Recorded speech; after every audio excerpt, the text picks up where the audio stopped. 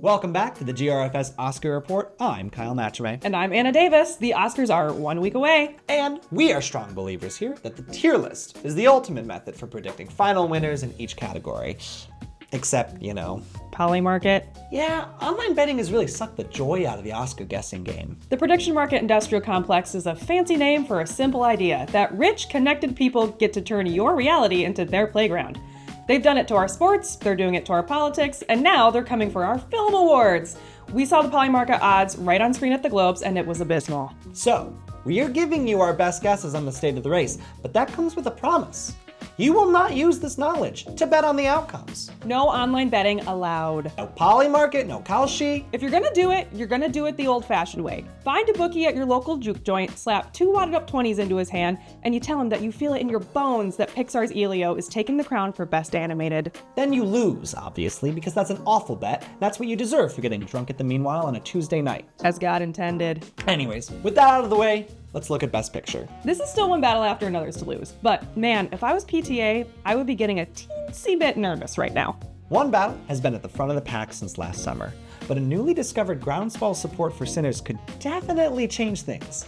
Every other film is basically at the bottom without a chance in hell. But Sinners did win Best Ensemble at the newly branded Actor Awards, so don't lose hope yet if you're rooting for it to make an upset. Yes, Anna, the SAG Actor Awards can be a helpful predictor, but they also selected Conclave, The Trial of Chicago 7, Black Panther, 3 Billboards, and Hidden Figures in the past decade. That's a 50% chance that their big prize will correlate with a Best Picture win, so I'm really taking that with a grain of salt. Similarly, Best Director is likely going to PTA with him accepting the Directors Guild Award a month ago, which is highly correlative with winning the Oscar. This would be his 4th time being nominated in the category, and it feels easy to argue that Coogler will have plenty more chances to win big in the future now that he set himself up alongside Greta Gerwig as one of the most bankable directors of the new generation. What's interesting about the screenplay categories is that PTA and Coogler are not going head-to-head, since Sinners is an original and One Battle is adapted, so they actually just get to dominate their own categories. Hamnet is really the only thing here that could sneak in to beat One Battle if they're really lucky. One of Hamnet's producers, Steven Spielberg, has been out on the town touting how brilliant he thinks Chloe Zhao is. Moving into the acting categories, we'll start with the only reliable bet you can make between the big four, and that is that Jessie Buckley will be going home with the Best Actress trophy for her ethereal work in Hamnet. Death and Taxes seem to be the only things more reliable than Buckley winning in the Best Actress category. No matter how much respect there is for what Rose Byrne is doing and If I Had Legs I'd Kick You, this is Jessie's moment, and we're very happy for our Irish queen. In Best Actor, I would have told you with all my confidence a month ago that Timothée Chalamet would be the clear frontrunner here, but recent precursors have given that some pause.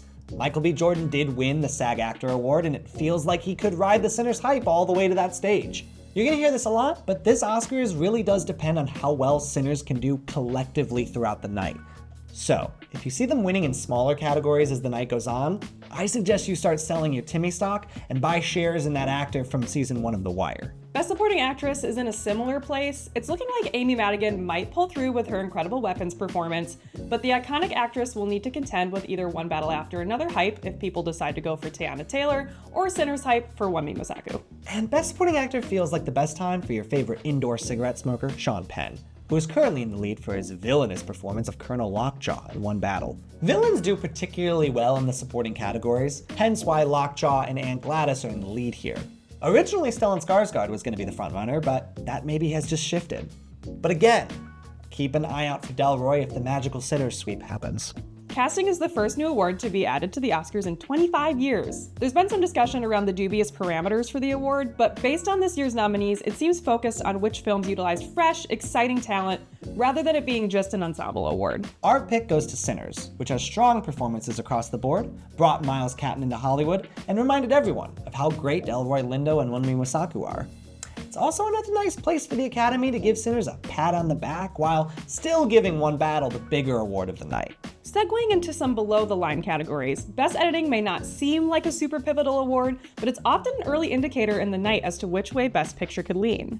In the last 3 years, the film that won Best Editing also went on to win Best Picture. We think the same thing will happen here with One Battle taking it home.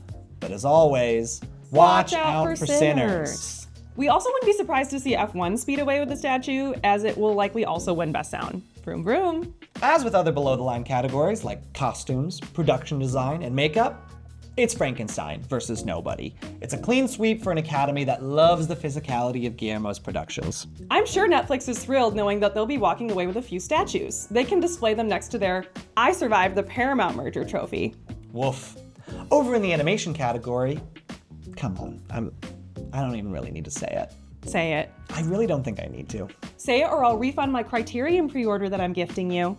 God damn it, fine. Newly added to the collection, K-pop Demon Hunters will win animation and best song. It's not even close. Well, it could be, again, Sinners. Did you see Buddy Guy and Miles Catton on the NPR Tiny Desk concert? That's exactly the kind of campaigning content that keeps me around.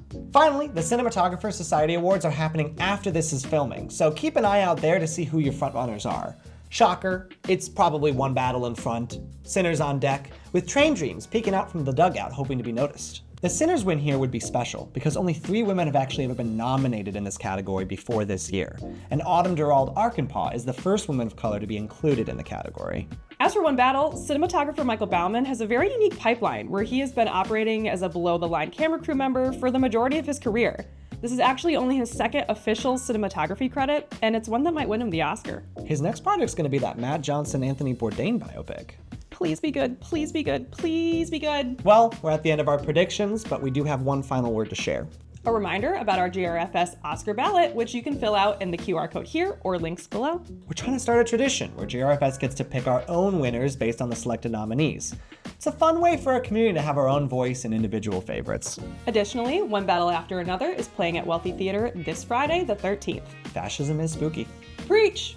So, buy a ticket to celebrate a great film on the big screen, and Kyle here will give a comprehensive pre-show breakdown on PTA's history at the Oscars and One Battle's chances. The movie is almost 3 hours long, so I promise I'll keep it brief. Till next time, I'm Anna. And I'm Kyle. Thanks for watching.